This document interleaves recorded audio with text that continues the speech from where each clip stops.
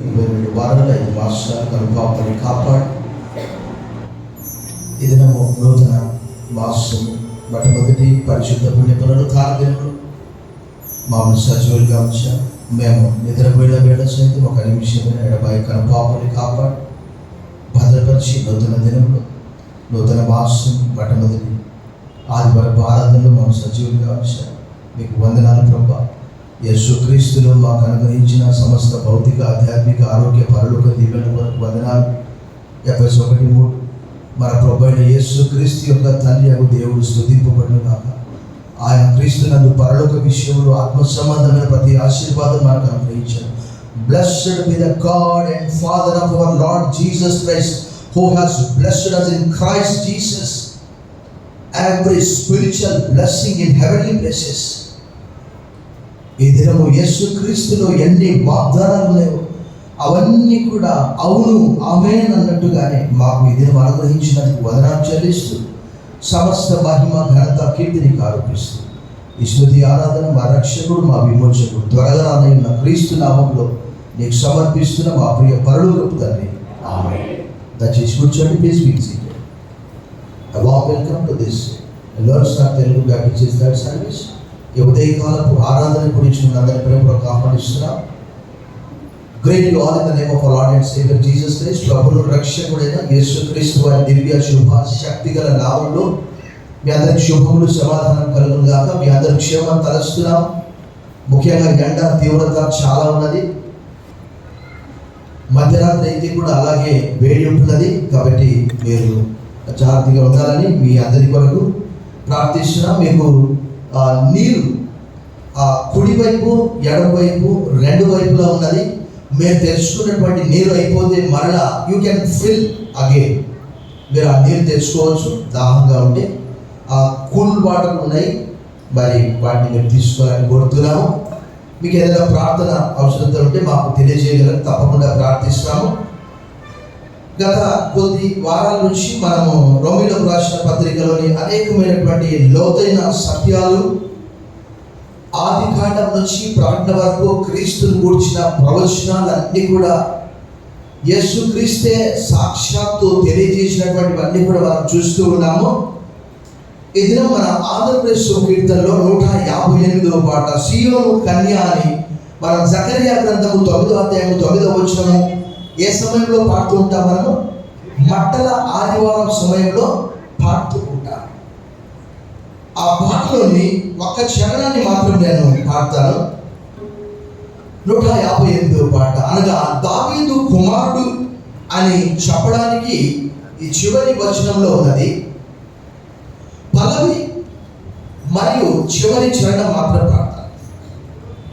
158వ పాట. ఒకవేళ మీకు వస్తే మీరు కూడా నాతో పాటు పాడి, నేను నా స్టైల్లో పాడతాను. సియోను కన్య సంభ్రమ పడుచు వేయోమో కేకల్ పారకాని రాజు పారవాహకమే బాలా స్తోత్రములతో బయలు తెలివచ్చే సియోను కన్య సంభ్రమ పడుచు వేయోమో కేకల్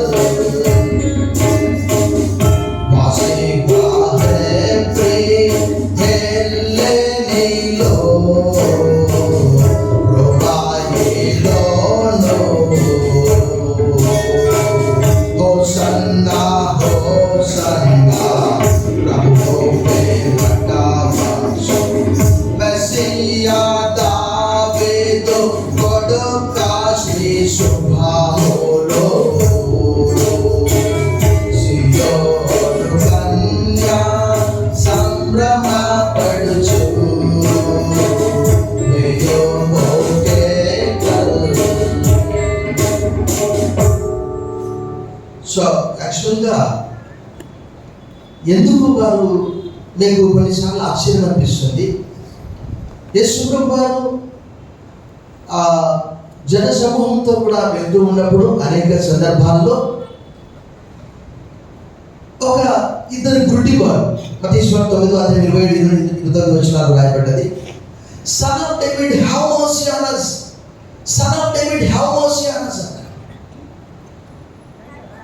అంటే వారు అక్కడ లేఖనాలు బాగా చదివి మెస్సియా కొరకు ఎదురు చూస్తున్నారు. ఒక రకంగా వారు మెస్సియా కొరకు ఎదురు చూశారు, వచ్చాడు కానీ వారు గ్రహించలేదు. యోహాను 1:11 ప్రకారం he gave to his own what was his own but they did not accept him అని రాయబడ్డది. మరి ఒక చోట రాయబడ్డది మత్తయి 10:22 అక్కడ ఏమని రాయబడ్డదంటే ఒక she was a Canaanite woman, son of David have mercy on me, son of David have mercy on me అని అంటుంది. దావీదు కుమారుడు నన్ను ఖండించుమని. అంటే ఇక్కడ మనము వాస్తవంగా కొంచెం లోతైన విషయం ఇది. 7 జాతుల ప్రజలు 10 తరాల వరకు ఇశ్రాయేలు జాతిలో చేరడానికి వీలు లేదు. దివ్యోపదేశకాండంలో దేవుడే చెప్పాడు. అఫ్కోర్స్ కొన్నిసార్లు పాత నిబంధన గ్రంథంలో స్త్రీలకు మినహాయింపు, ఎందుకంటే వంశావళిలో మోయాబీయురాలైనటువంటి రూతు ఉన్నది, బత్షెబ ఉన్నది, కనానీయులైన రాహబు ఉన్నది. యెహోషువ గ్రంథము 2వ అధ్యాయంలో అది స్త్రీలకు బహుశా మినహాయింపు కావచ్చు. అయితే ఇక్కడ శరీరమును బట్టి ఆయన దావీదు వంశంలో దావీదు కుమారునిగా అనేక సార్లు అక్కడ ఉన్నటువంటి వారు అన్నారు, is he not the sun of David, ఇతడు దావీదు కుమారుడు కాడా అని 12వ అధ్యాయం 23వ వచనంలో అక్కడ రాయబడ్డది. మత్తయి సువార్త శరీరమును బట్టి అనగా దేవుడు దావీదుకు సింహాసనాన్ని వాగ్దానం చేశాడు. అది 2 విషయాలు నేను ఎప్పుడు మీకు చెప్తూ ఉంటాను. ఈ దినం మనకు ప్రబలంగా ఉన్నది. టైం విషయంలో కొన్నిసార్లు మనకు చాలా కష్టంగా ఉన్నది. ప్రబలంగా ఉన్నది కదా, ఇప్పుడు ఎక్కువ చెప్తే మళ్ళీ ప్రబలంగా ఆలస్యమే. అంటే సింహాసనము దావీదుకు వాగ్దానం చేయబడ్డది, భూమి మాత్రం అబ్రహాముకు వాగ్దానం చేయబడ్డది. అది దేవుడి యొక్క నిత్య నిబంధన, అది మారదు. ఎందుకంటే ఆదికాండం 12వ అధ్యాయంలో, ఆదికాండం 13వ అధ్యాయంలో నీవు సంచరిస్తున్నటువంటి ఈ భూమి అంతా కూడా తూర్పు పడమర ఉత్తర దక్షిణాలు అన్నీ కూడా నీకు ఇచ్చేస్తాను. అది ఇచ్చాడు. అదే ఇప్పుడు ఉన్నటువంటి యెరూషలేం పాలస్తీనా. ఇప్పుడు ఇంకా గ్రేటర్ ఇజ్రాయెల్ చేయాలని వారు ఏం చేస్తున్నారంటే మొత్తం ఇరాను, ఈజిప్టు అవన్నీ కూడా మాకే కావాలంటున్నారు. బైబిల్ గ్రంథంలో రాయబడ్డది. బహుశా ప్రవచనాలు ఇంకా నెరవేరుతాయి, మనకు తెలియదు. ఈ స్థలం మాకు ఎరముగా ఉన్నది అని అంటారంట. యెషయా గ్రంథంలో ప్రవచనం, ఈ స్థలం మనకు ఎరముగా ఉన్నది అని వారు అలా చెప్తారంట. అది యెషయా గ్రంథంలో ఉన్నది ప్రవచనం. సో అంటే గ్రేటర్ ఇజ్రాయెల్ చేయాలంటే ఆ దేశాలని ఏం చేయాలంట, మొత్తం దున్నేయాలంట. మనకు తెలియదు. ఎప్పుడైతే యుద్ధాలు అలా జరుగుతున్నాయి, ప్రభు రాకడ సమీపమై ఉన్నది. ఒక లేఖన భాగం మాత్రం మీకు బలంగా చూపిస్తాను. దావీదు వంశంలో నుంచి దేవుడు తీసుకొని వచ్చాడు. తర్వాత మృతులలో నుండి ఆయన లేపబోటను బట్టి దేవుని కుమారుడుగా నిరూపించబడ్డాడు. లూకా సువార్త 1వ అధ్యాయము, లూకా సువార్త 1వ అధ్యాయము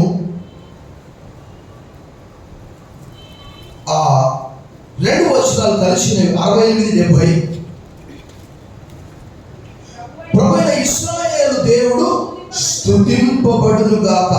ఆయన తన ప్రజలకు ఏం చేశాడట, దర్శనమిచ్చి వారికి విమోచన కలగజేశాడు. తన సేవకుడైన దావీదు వంశమునందు మన కొరకు ఏం చేశాడట, రక్షణ శృంగమును అనగా మన శత్రువుల నుండి మనల్ని ద్వేషించు వారందరి చేతి నుండి తప్పించి రక్షణ కలగజేశాడు. దీన్ని గురించి ఆయన ఆది నుండి తన పరిశుద్ధ ప్రవక్తల నోట ఆయన మన పితరులను కరుణించుటకు తన పరిశుద్ధ నిబంధనలు అనగా మన తండ్రి అయిన అబ్రహాముతో తాను చేసిన ప్రమాణమును జ్ఞాపకం చేసుకోవటము, మనం శత్రువుల చేతి నుండి విడిపింపబడి మన జీవిత కాలం అంతయు నిర్భయులమై ఆయన సన్నిధిని పరిశుద్ధముగాను నీతిగాను ఆయన సేవింపను అనుగ్రహించినప్పుడు ఈ రక్షణ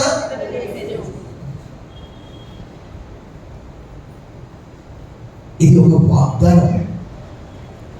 నీ సింహాసనంలో నుండి రాజ్యం ఏరడానికి ఒకడు ఉండక మానడు, నిరంతరం అని దేవుడే రాజులు 2:4 చెప్పాడు. తర్వాత చాలా చోట్ల ప్రవక్తలందరూ కూడా క్రీస్తుని గురించి ప్రవచించారు.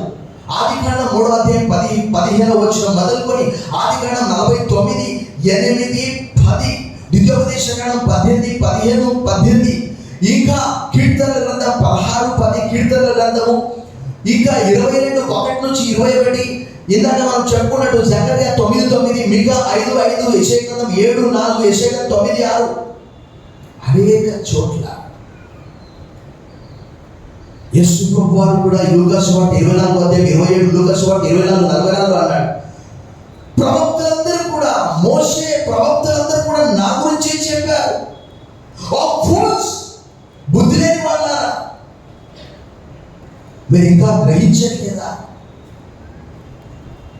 అని ప్రభు వారిని గద్దించినట్టు అక్కడ రాయబడి. అవివేకులారా, మందమతులారా, ఈరోజు కూడా వేగంగా మారుతున్నటువంటి ప్రపంచంలో వారు మెస్సియా కూడా కనిపెట్టారు, వారు క్రీస్తు రాకడ కూడా కనిపెట్టారు. ఈరోజు లేఖనాలు పఠించినటువంటి ప్రజలు అనేక మంది ఉంటున్నారు. ప్రభు రాకడకు సిద్ధపడలేనటువంటి వారు అనేక మంది ఉంటున్నారు. ఆయన వచ్చినప్పుడు మీ శరీరము, మీ ఆత్మ నిందారహితంగా ఉండాలి అని అప్పచెప్పటి పౌలు అంటున్నాడు. మరి ఒక చిన్న పదవి నేను పాడతాను, ఆనందం. ఎందుకంటే ఆయన మృతులలో నుండి లేకపోవటం వల్ల దేవుని కుమారుడిగా నిరూపించబడ్డాడు.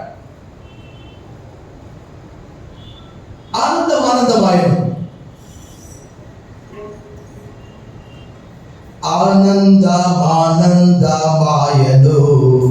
నాదు ప్రియా కుమారుని యందు మహదానందమాయను ప్రియా కుమారుని యందు నా తనయుని మాట వినండి, నా తనయుని మాట వినండి. శబ్దము కాటి ఆ మేఘములో, శబ్దము కాటి ఆ మేఘములో ఉద్భవించే నా హృదయముగా, ఉద్భవించే నా హృదయముగా.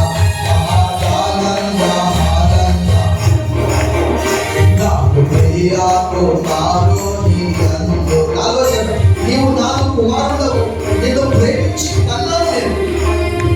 నీవు నాకు కుమారుడవు, నిన్ను ప్రేమించి కన్నాను నేను. నేడు నీవు నాకు కుమారుడవు, నిన్ను ప్రేమించి కన్నాను నేను. తండ్రిగా తనయుని ముద్దాడుడి, తండ్రిగా తనయుని ముద్దాడుడి, రెండు గాయాన నాశ్రయించుడి, రెండు గాయాన నాశ్రయించుడి. రండి రండి రాజులు రండి, రండి రండి రాజులు రండి.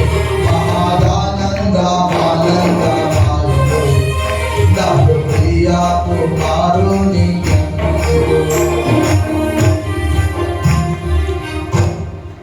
You are my son, today I have begotten you. ఒక చిన్న ప్రశ్న వేస్తాను. దేవుడు ఎవరితో ఈ మాట అన్నాడు? దేవదూతతో అన్నాడా? ఇంకెవరితోనే అన్నాడా ఈ మాట? ఇంకెవరికైనా అధికారం ఇచ్చాడా? ఆ అధికారము ఎందుకు ఆయన పొందుకున్నాడు అని అంటే, చూడండి ఒకసారి హెబ్రీయులకు రాసిన పత్రిక 2:9. హెబ్రీయులకు రాసిన పత్రిక 2:9. దేవుని కృప వలన ఆయన ప్రతి మనుషుని కొరకు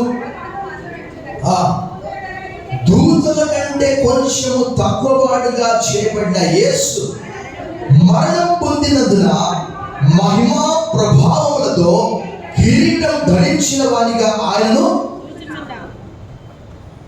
ఒకవేళ ఆయన కూడా చనిపోయి సమాధిలోనే ఉంటే ఈరోజు ఆయన కూడా ఒక సాధారణమైనటువంటి వ్యక్తి. ఎందుకంటే దేవుడు చచ్చిపోడు, దేవునికి మరణం లేదు. ఆయన మానవుడిగా మానవ శరీరంలో మనందరి కొరకు ఈ లోకానికి వచ్చాడు. అపోజినటువంటి పౌలు, ఇది చాలా మర్మంతో కూడుకున్నటువంటిది. అపోజినటువంటి పౌలు రోమాలో అన్యులున్నారు, యూదులున్నారు. యూదులకు ఒక సవాల్ చేస్తూ ఉన్నాడు. అందరూ పాపులు అని చెప్తున్నాడు. 3వ అధ్యాయం 4వ వచనంలో every man is a sinner. ప్రతి మనుష్యుడు అబద్ధికుడను కానీ దేవుడు సత్యవంతుడు కాక తీరుడు అనే మాట చెప్తున్నాడు. సో యూదులు కావచ్చు, అన్యజనులు కావచ్చు, అక్కడ యూదులు ఉన్నారు కాబట్టి దావీదును తీసుకొని వస్తున్నారు. అన్యజనులకు ఆయన దేవుని కుమారుడిగా నిరూపింపబడిందని చూపిస్తున్నాడు. ఆయన ఈ హెబ్రీయులకు రాసిన పత్రిక 1వ అధ్యాయంలో మనం చూస్తే, ఇందాక మనం పాట పాడుకున్నట్లు, ప్రేమించుచున్నావు నీవు నీతిని, దుర్నీతిని ద్వేషించినావు అని ఎవరిని గురించి మాట్లాడాడు? నిన్ను ఆనంద తైలముతో ఆయన అభిషేకించాడు. ద ఆయిల్ ఆఫ్ గ్లాడ్నెస్ ఎక్కడ దొరుకుతుందని ప్రపంచంలో 45వ కీర్తనలో ఆ మాట రాయబడింది. అదంతా క్రీస్తును గురించినటువంటి ప్రవచనము. అక్కడ చూడండి, మనం హెబ్రీయులకు రాసిన పత్రిక 1వ అధ్యాయంలో 5వ వచనంలో ఏమని రాయబడింది? ఏలయనగా నీవు నా కుమారుడవు, నేను నేడు నిన్ను అనియు ఎదియుగాక, I will be his father and he will be my son. నీవు నా కుమారుడవు, నేను నిన్ను కని ఉన్నానని ఎదిగాక, నేను ఆయనకు తండ్రి అయి ఉందును, ఆయన నాకు కుమారుడై ఉన్న నీవు ఆ దూతల్లో ఎవరితోనైనాను ఎప్పుడైనాను చెప్పరా? ఎవరైనా క్రీస్తుని కూర్చిన ప్రవచనాలు కోకొల్లలుగా ఉంటుందని అపోస్తలుడైన పౌలు ఇక్కడ చెప్తున్నాడు. పూర్వకాలంలో నానా సమయముల్లోనూ నానా విధములుగాను ప్రవక్తల ద్వారా మాట్లాడాడంట. 1వ అధ్యాయం 1వ వచనం. ఆ ప్రవక్తలందరూ అపోస్తలుల 3:24 సమూయేలు మొదలుకొని ప్రవక్తలందరూ కూడా ఈ దినముల గురించి ప్రవచించారు అని అంటున్నాడు. ఆయన వచ్చాడు అని భక్తుడు పేతురు అక్కడ 3:24 చెప్తాడు. ఉదయ కాలం ప్రభునందు వెక్కిని ప్రియులారా, మరి కేవలం మనం ఒకే అధ్యాయంలో నుంచి దేవుని కుమారుడిగా దావీదు వంశంలో, దావీదు సంతతిలో ఆయన ఎలా జన్మించాడో మరొక ఆ లేఖన భాగం నేను మీకు చూపిస్తాను. లూకా సువార్త 3వ అధ్యాయము, gospel according to Saint Luke chapter 3, 3వ అధ్యాయంలో 23వ వచనం. యేసు బోధింప మొదలుపెట్టినప్పుడు ఆయన దాదాపు 30 ఏళ్ల ఈడుగుల వాడు. ఆయన యోసేపు కుమారుడని. అదే రీతిగా మనం చూస్తే 32వ వచనం, 32 దావీదు యెషయికి, యెషయి ఓబేదుకు, ఓబేదు బోయజుకు, బోయజు షల్మనుకు, షల్మను. చాలు, ఆయన దావీదు వంశములో నుంచి వచ్చాడు అని చెప్పడానికి ఆ వంశావళి చూపిస్తుంది. ప్రభునందు వెక్కిని ప్రియులారా, ఉదయ కాలం మన తాత పేరే మనకు కొన్నిసార్లు గుర్తుండదు. తాతకు తాత ఎవరో, ముత్తాత ఎవరో ఎవరికి తెలియదు. కానీ ఒక్కసారి మీరు ఇంటికి వెళ్ళిన తర్వాత మత్తయి సువార్త 1వ అధ్యాయం, లూకా సువార్త 3వ అధ్యాయము వంశావళి చదవండి. ఆయన ఎక్కడో మాయ కాదు, ఎండమావి కాదు. ఈ వేసవిలో మనము అంటే రోడ్డు పైన వెళ్తుంటే మనకి ఏం కనిపిస్తాయి? ఎండమావులు కనిపిస్తాయి. అక్కడ నీళ్లు ఉన్నాయి అన్నట్టు ఎంత దూరం పోయినా. కానీ నిజంగా అక్కడ వాటర్ ఉంటుందా? కానీ ఇది అలా కాదు. The word became flesh and lived among us అని భక్తుడు 1:14 యోహాను చెప్తాడు. ఆ వాక్యము శరీరధారి కృపా సత్య సంపూర్ణుడిగా మన మధ్య. ఆ ప్రభువుని విశ్వసించగలుగుతున్నావా? విశ్వసించినట్లయితే యేసు ప్రభుని నోటితో ఒప్పుకొని దేవుడు మృతులలో నుండి ఆయన లేపినని హృదయమందు విశ్వసించినట్లు నీవు రక్షింపబడదు. తల్లి వచ్చి ప్రార్థన చేస్తాం. సర్వశక్తి గల దేవా, ఈ ఉదయ కాలం దావీదు కుమారునిగా, దేవుని కుమారునిగా శరీరమును బట్టి దావీదు సంతతిలో నీవు ఎలా జన్మించావో భక్తులందరూ కూడా మాకు చూపిస్తున్నారు. మృతులలో నుండి లేపబడటం వలన ప్రభావం చేత నీవు దేవుని కుమారుడవుగా. మత్తయి సువార్త 16వ అధ్యాయంలో పేతురు అన్నాడు, నీవు సజీవుడవైన దేవుని కుమారుడు. ప్రభా నీవు అన్నావు, పేతురు, నీకు రక్తమాంసములు, blood and flesh did not reveal you but my heavenly father has revealed you. నువ్వు సజీవుడవైన దేవుని కుమారుడు అని విశ్వసిస్తూ యేసు నామంలో ప్రార్థిస్తున్నావు. ఆమేన్.